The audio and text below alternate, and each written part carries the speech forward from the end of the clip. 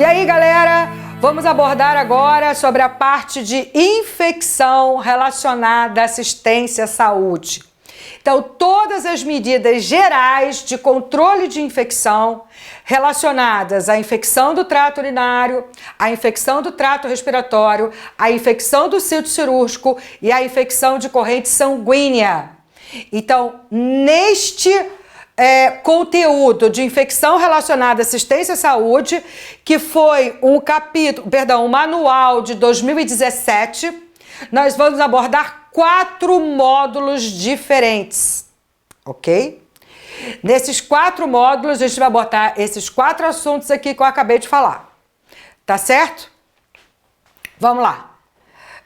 Medidas de prevenção, né, de pneumonia associada à assistência à saúde. Então, quando ele fala de infecção relacionada ao trato respiratório, ele aborda diretamente a questão da pneumonia.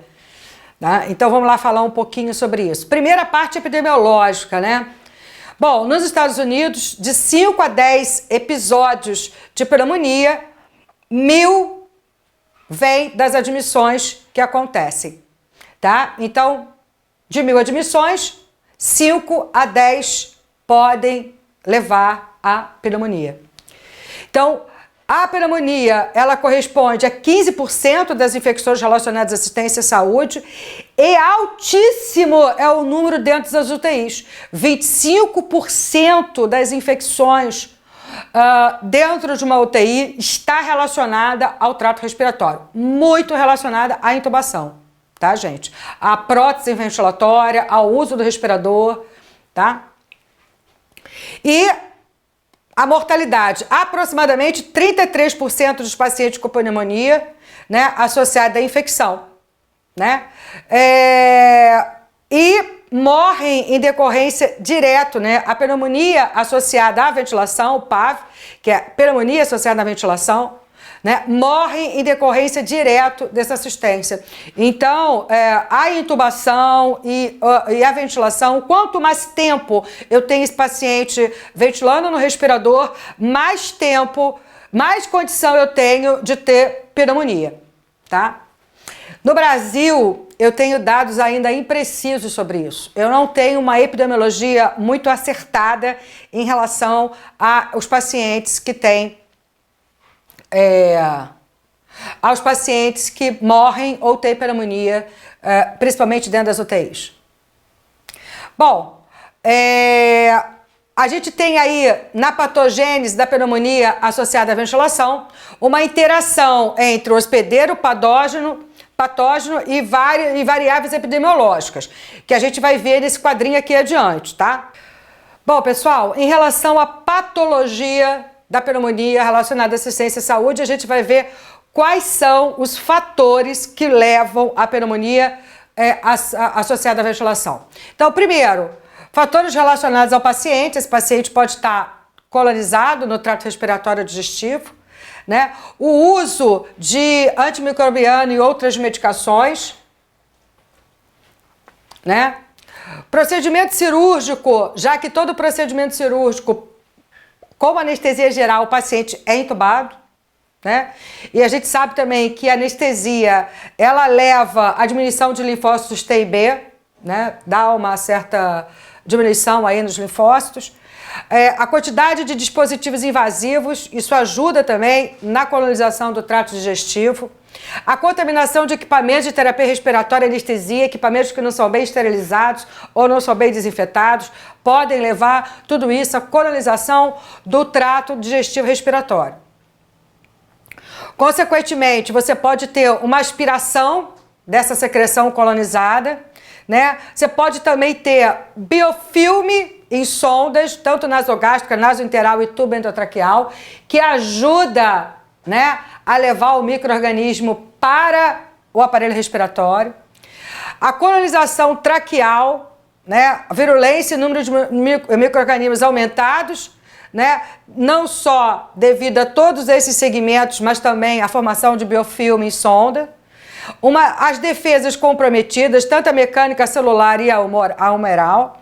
Você vai ter, então, evoluindo, né, de todas essas condições de patogênese para uma bacteremia, né? E essa bacteremia, principalmente relacionada à colonização e levando uma traqueobronquite, e essa traqueobronquite levando à pneumonia. E são todas as condições que levam a paciente a ter pneumonia. Consequentemente, eu também tenho mãos de profissionais de saúde que, através da transmissão cruzada, pode contaminar também equipamentos, águas e soluções contaminadas colocadas nos respiradores, né? Esterilização ou desinfecção inadequada do dispositivo, eu já falei isso, né? E aí eu tenho uma inoculação na inalação, podendo também levar à colonização traqueal, né? E eu tenho uma translocação bacteriana, né? Que muitas vezes é causadora da traqueobronquite, que pode levar também à pneumonia, tá? Então, a pneumonia, ela relacionada à assistência à saúde, geralmente ela tem origem aspirativa, né, sendo a principal fonte. E a aspiração pode ser da própria secreção, que cai dentro da cavidade do aparelho respiratório e leva à pneumonia, tá? Secreções de vias aéreas superiores, inoculação exógena de material contaminado, né? E fluxo do trato gastrointestinal, refluxo, perdão, do trato gastrointestinal, que pode levar a uma pneumonia, inicialmente até química e depois, por N situações, uma bacteremia aí provocando. Raramente a pneumonia ela é ocasionada pela disseminação hematogênica a partir de foco infeccioso à distância. Então, geralmente, ela vem de um processo aspirativo, de um processo de contaminação exógena, e a gente já viu aí todos os processos através da patogênese, então, ou de um refluxo. Então, a pneumonia, ela é principalmente originária desses segmentos, tá? E os pacientes com ventilação mecânica são uns riscos, ele tem um risco muito aumentado de infecção. Como eu falei, quanto maior o tempo o paciente se mantém na prótese ventilatória, maior risco ele vai ter de pneumonia, né? Então, esse paciente internado e mantido no ventilador, ele vai ter a diminuição da defesa, ele vai ter um risco elevado de ter vias aéreas inoculadas com grande quantidade de material contaminado, porque o material fica ali, é uma flora, né? A boca, ela é uma flora, e aí você vai estar tendo ou refluxo, ou material contaminado, ou um biofilme nessa sonda, e aí essa contaminação, como a gente já viu aí demonstrando a patogênese, pode levar à caída desse material contaminado em mucosa respiratória e levar aí uma contaminação pulmonar e levando uma pneumonia. Presença de micro-organismos mais agressivos e resistentes ao antimicrobianos no ambiente hospitalar, principalmente, né? Superfícies próximas, materiais colonizados e o próprio outro paciente. Também a a diminuição da defesa pulmonar pode estar associada também à presença de base, né? Paciente com neoplasia, doenças pulmonares prévias, paciente fumante, DPOC, diabético, neoplásico, uso de químio, rádio, tudo isso vai facilitar a infecção respiratória. Doenças autoimunes, né? Uso de drogas imunossupressoras, corticóides ou quimioterapia, como já falei, e uso até de próteses traqueais, tá? Bom, esse risco aumentado pode também estar associado a inúmeros motivos que podem acontecer isoladamente ou mais frequentemente associado. Então, a gente tem o rebaixamento de nível de consciência, até causado por drogas ou pela doença de base. Precisa entubar esse paciente, está brigando com o respirador, vou diminuir o nível de consciência dele. Esse paciente vai ter menos resposta, menos tosse, tudo menos. Então, esse paciente vai ter o maior risco, né, de fazer infecção respiratória. Então, pode predispor da aspiração, retenção de secreções de vias aéreas superiores, na região acima do balonete do tubo endotraqueal. E, consequentemente, eu vou ter uma colonização nessa secreção que fica acumulada em cima do balonete. Então, esta retenção de material oriundo de vias aéreas superiores e coletado acima do balonete penetra na traqueia quando o balonete é desinflado ou atravessando o espaço entre o balonete e a parede da traqueia, levando à infecção.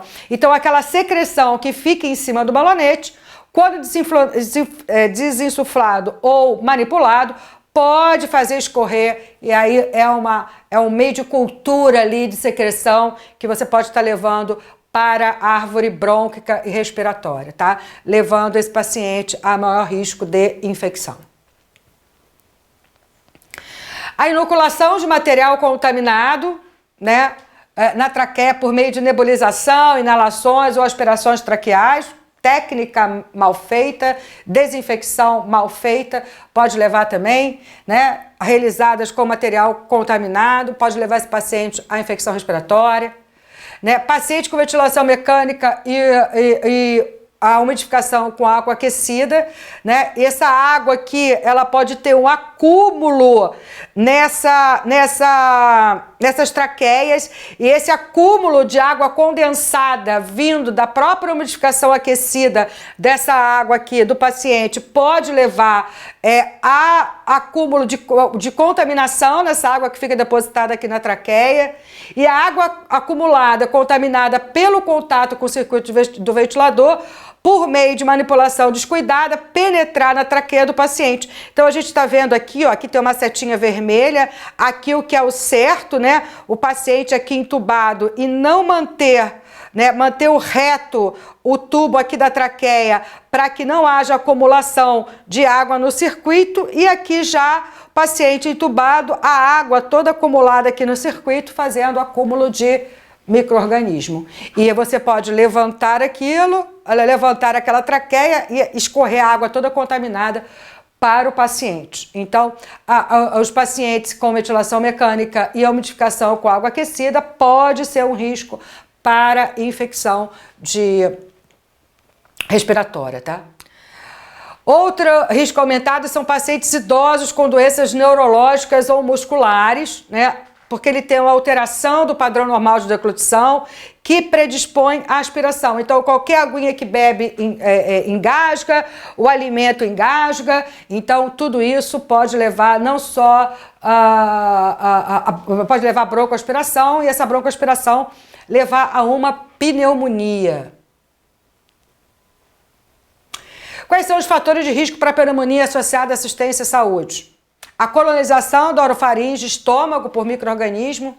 Então, muitas vezes, o paciente, às vezes, que usa antiácido em excesso, então ele alcaliniza a mucosa intestinal, que ajuda na proliferação bacteriana e na regurgitação ou no refluxo. Esse paciente acaba sendo contaminado em via respiratória. Condições que favorecem a aspiração do trato respiratório ao refluxo, né? Intubações subsequentes, utilizando a sonda nasogástrica, posição supina, o próprio coma, procedimentos cirúrgicos que envolvem cabeça, pescoço, tórax e abdômen superior, né? Imobilização devido a trauma ou outra doença, tudo isso favorece a aspiração de conteúdo do trato. Não, tudo isso favorece a infecção do trato respiratório. Condições que requerem o uso prolongado de ventilação mecânica, isso é, eu vou expor, se o paciente está precisando de mais tempo de ventilação mecânica, mais condição, como eu já falei aqui, maior condição ele tem de infecção respiratória. Fatores do hospedeiro como extremos de idade, desnutrição, condição de base, incluindo até a imunossupressão, e a gente já falou sobre isso. Quais são as medidas gerais de prevenção, né, das infecções relacionadas à assistência à saúde quando se trata de uma infecção respiratória, né? Não só de uma infecção respiratória, mas como qualquer outra infecção. Primeiro, treinamento da equipe multidisciplinar que presta assistência aos pacientes em ventilação mecânica, né? Treinamento é fundamental, então eu estou falando que o treinamento não é só importante para a prevenção de pneumonia associada à ventilação, mas o treinamento é importante para qualquer prevenção. Então, uma pessoa, um profissional que tenha conhecimento e consciência que a sua atividade laboral, se mal feita, pode levar à infecção, é uma pessoa que tem menos risco de levar à infecção.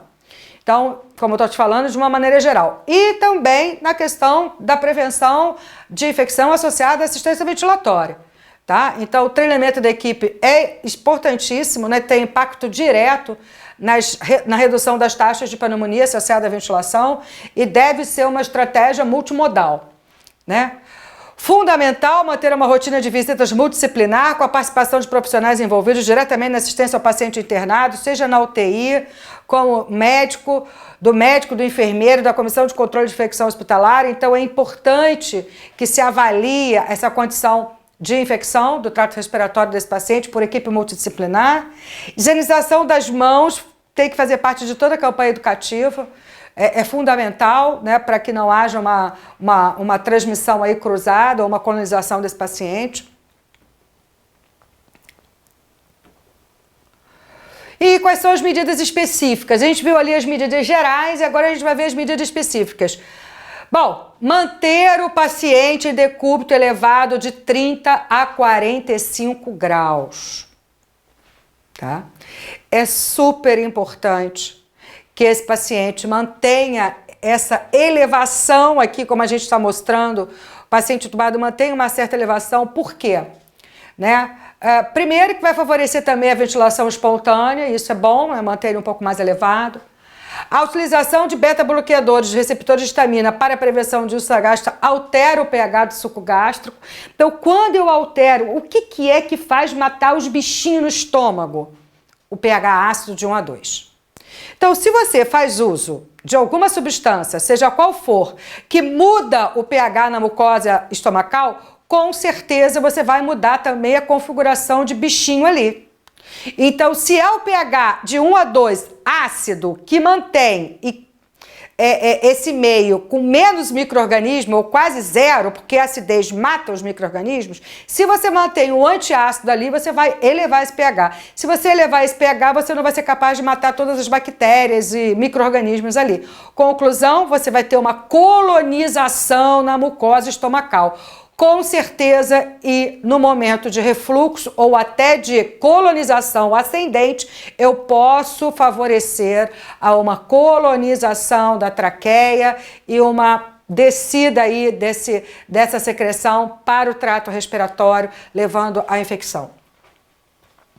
A utilização do decúbito elevado também diminui a incidência de pneumonia associada à ventilação, especialmente pacientes que recebem nutrição enteral, para que não haja um refluxo. Quando ele está mais elevado, evita-se um refluxo e a aspiração dessa substância. Intervenção é a melhoria dos parâmetros ventilatórios, né, em comparação com a posição supina. Então, quando você mantém o paciente em decúbito elevado a 30 a 45 graus, já tem estudos mostrando que os padrões, né, os parâmetros ventilatórios melhoram nesse posicionamento muito mais do que ele deitado na posição totalmente horizontalizado. Tá? Adequar diariamente o nível de sedação e o teste de respiração espontânea. Né? Quanto menos dose possível de sedação, melhor. Quanto mais esse paciente vai em prontidão, melhor. A gente sabe também que quanto mais tempo de recaída, aí, de baixa da consciência, mais condição ele vai ter de pneumonia. Aspiração, né? Aspirar a secreção subglótica rotineiramente. Então, a secreção subglótica ela pode acumular micro-organismo que pode penetrar na traqueia e provocar a pneumonia. Então, aspirar esse doente ajuda a diminuir a colonização de bactérias ali na porta de entrada ali, principalmente em cima do balonete, tá? Fazer higiene oral com antisséptico, muito importante, clorexidina 0,12. Extremamente importante para a higienização oral, né? Ela tem uma medida de efeito moderado, mas essa medida ela faz parte do bundle, né, de infecção relacionada hospitalar, quando aplicada em conjunto com outras medidas. Então, é legal? É legal fazer uma desinfecção aqui oral, né? Desinfecção não, desinfecção em superfície inerte. Uma antisepsia, né? Utilizando aí uma clorexidina 0,12 reduz um pouco a colonização, tá? E tem efeito positivo em relação à pneumonia associada à ventilação. Fazer uso criterioso de bloqueadores neuromusculares, né? Diversos estudos descrevem a utilização de bloqueadores neuromusculares para facilitar a ventilação mecânica. Então, o que é um bloqueador neuromuscular? Não só a sedação ela não é boa, mas o fazer uso criterioso de bloqueadores neuromusculares para justamente uma faca de dois gumes. Por quê? Você usa bloqueador neuromuscular para diminuir a briga desse paciente com o respirador e facilitar a mecânica ventilatória. Mas, em contrapartida, né, ele pode levar esse paciente a ter também mais acúmulo de secreção e facilitar a questão da colonização ali de substâncias de secreções, né? Os bloqueadores neuromusculares estão indicados para intubação endotraqueal e durante a ventilação mecânica, a fim de eliminar o assincronismo com o respirador. Então, é aquilo que eu falei, a briga do paciente com o respirador, né? E para também reduzir o risco de extubação acidental devido à via aérea estária. Mas, de certa forma, você acaba também dando uma imobilidade maior para esse paciente, tá? Como eu falei, faca de dois gumes. Dar preferência para utilizar a ventilação mecânica não invasiva. Os CPAPs da vida. Bota uma máscara de pressão positiva aí, um oxigênio, para tentar manter os níveis de oxigênio, de uma saturação boa, sem ter que entubar o paciente. Seria ótimo se todos pudessem fazer assim, mas nem todo mundo pode. Então, o uso de ventilação mecânica não invasiva tem demonstrado redução na incidência de pneumonia comparado à ventilação invasiva. Lógico, porque a não invasiva não tem que invadir a traqueia, né? Já a invasiva, eu tenho que entubar o paciente. Aí eu tenho o balonete, onde se deposita as secreções, que formam meio de cultura. Então, aqui é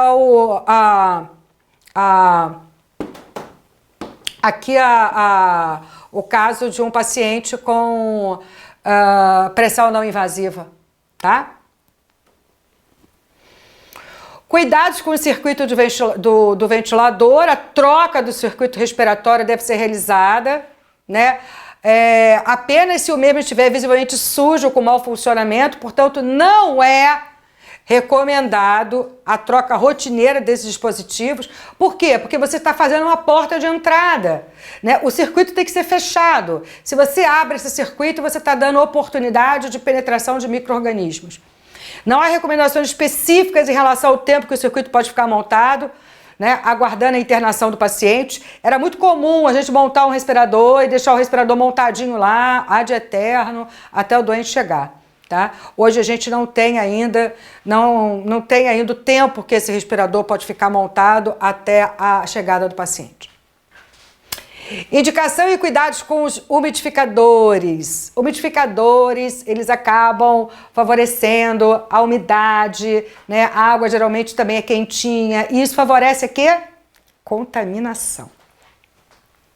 Então, os umidificadores passivos ou filtros trocadores de calor e umidade ganharam ampla aceitação nos cuidados da prática clínica. No entanto, não existe nenhum consenso sobre sua superioridade em termos de prevenção, né? Tempo de internação ou mortalidade em comparação com umidificadores ativos.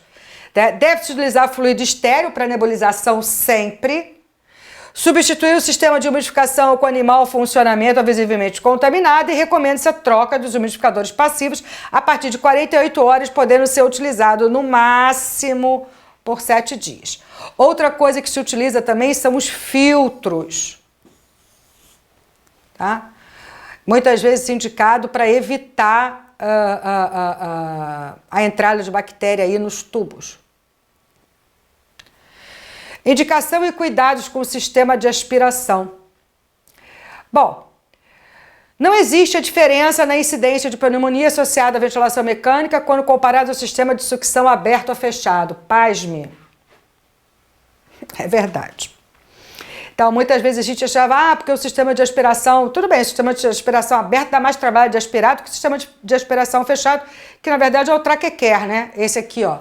Esse sistema de aspiração, né, de sistema fechado, ele é muito prático. Considera-se que ele tem menor risco porque é menos manipulação.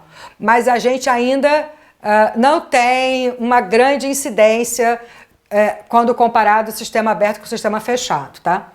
Existe uma possível vantagem do sistema fechado em relação à manutenção da pressão positiva das vias aéreas, né? Então ele pode ser útil também para pacientes infectados com patógenos que você não quer que saia dali. Então o sistema fechado mantém a aspiração fechada e logicamente você não vai, né, dispersar nenhum micro-organismo aí, no caso por consecreções com aerossóis, caso de paciente com tuberculose, no caso do paciente com coronavírus. Então, tudo isso aí mantém ali a secreção mais fechada, evitando a formação de aerossóis. Portanto, o sistema de aspiração fechado, ele inibe um pouco a transmissibilidade, né, a possibilidade de contaminação ambiental, né, diminui os custos e pode permanecer um período indefinido sem impacto no risco da pneumonia associada à ventilação. Recomenda-se a troca do sistema fechado de aspiração a cada 72 horas ou quando houver sujidade ou mau funcionamento. Então, esse sistemazinho fechado, né, vulgarmente conhecido como traquequer, esse sistemazinho fechado, ele é indicado a troca a cada 72 horas, sujou também, descarta, tá? Contaminou, descarta, funcionou mal, descarta. Aqui mostrando, né, um sistema de aspiração. Evitar extubação não programada, acidental ou retubação. Lógico que toda vez que o paciente estuba, eu tenho que tubar de novo, é outra técnica, e levando secreção contaminada. Lembrando que a traqueia, ela deveria ser estéril, né? Mas se você leva na intubação, na reintubação, você sempre acaba levando secreções contaminadas, né? Recomenda-se que a retirada do tubo traqueal seja realizada quando as condições clínicas permitirem. Quanto mais precocemente eu extubar esse paciente, ele puder para um processo não invasivo, ou quando ele puder ficar sem a prótese ventilatória, melhor. Né? Porque a gente já falou desde o início, quanto mais tempo de ventilação mecânica, maior risco de infecção respiratória. Monitorar a pressão do cuff com o cufômetro, tá? Então, a pressão excessiva do cuff, né, na traqueia pode comprometer a microcirculação na mucosa traqueal e causar lesões isquêmicas. Porém, se a pressão for insuficiente, pode haver dificuldade de ventilação com pressão positiva e passagem de secreção subglótica por entre o tubo e a traqueia, levando a microaspiração. E isto leva à pneumonia, tá? Então, o cufômetro, quando você coloca o cufômetro, você não tem nem que ter uma pressão grande na traqueia, porque você causa uma lesão por pressão na traqueia. Então, uma lesão por pressão causada por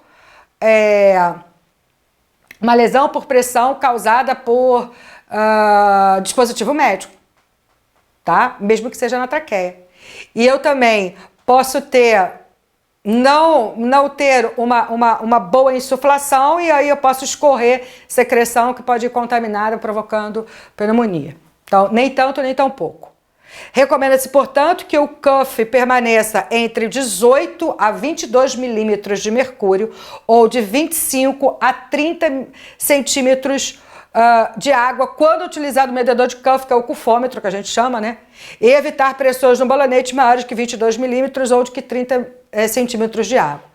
30 milímetros de mercúrio ou 30 centímetros de água. Então, sempre tem que ser medido para que não possa provocar traqueomalácia, que é uma complicação justamente do balonete, né, e de próteses ventilatórias. Aqui é a medida do cufômetro, né, que ele vai avaliando a pressão do cuff.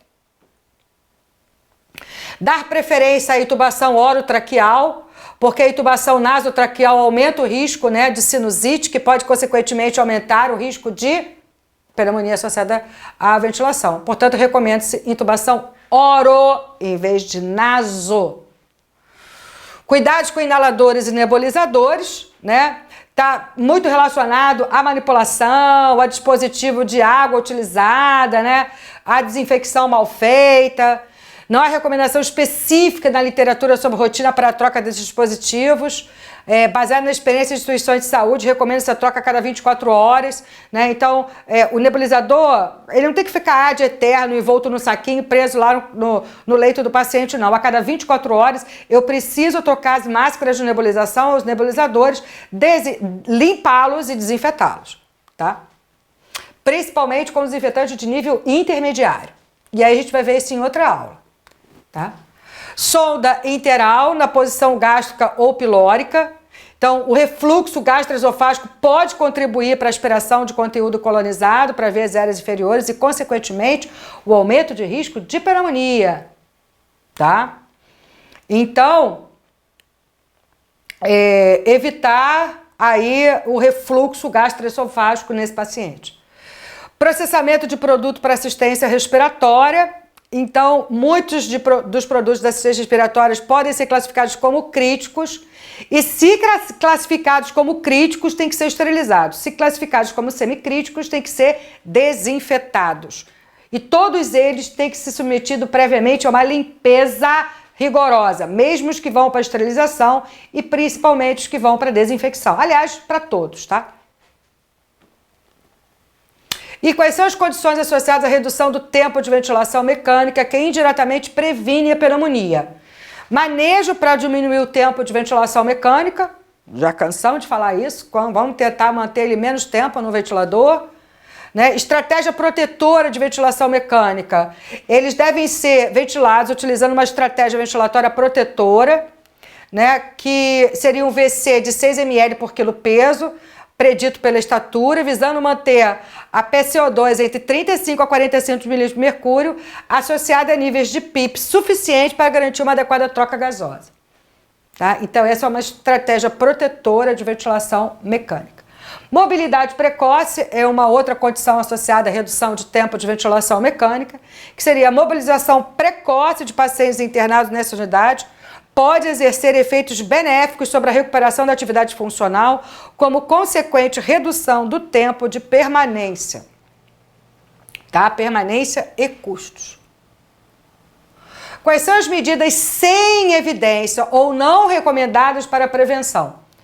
Profilaxia de úlceras de estresse e profilaxia de trombose venosa profunda. Ah, vamos dar aí um omeprazol da vida para diminuir, fazer profilaxia. Não resolve. Não, vai piorar, inclusive, a condição. Né? Não existe evidência que essas medidas previnam a pneumonia. Né? Deve ser seguidos protocolos institucionais específicos, mas não isso. Descontaminação digestiva seletiva também não tem nenhuma evidência. Traqueostomia precoce para evitar pneumonia, também não há evidência em relação a isso. A traqueostomia, ela tem que ser feita de acordo com os protocolos. Geralmente, com 30 dias de prótese ventilatória, se faz a traqueostomia. Antes disso, para evitar pneumonia, não tem evidência, tá? Antibiótico profilático para pneumonia, jamais, tá? Devido ao desenvolvimento de resistência microbiana. Então, se você está dando antibiótico para prevenir, você pode estar piorando a situação, levando à resistência microbiana. E aí a gente termina, né, o primeiro módulo, que é de infecção associada ao trato respiratório, e aí a gente vai falar, né, de outras infecções, que é a do trato urinário, infecção do centro cirúrgico e infecção de corrente sanguínea. Tá bom? Então, terminamos agora com o primeiro módulo, que é de infecções relacionadas à assistência e saúde, relacionadas ao trato respiratório. Até a próxima, galera!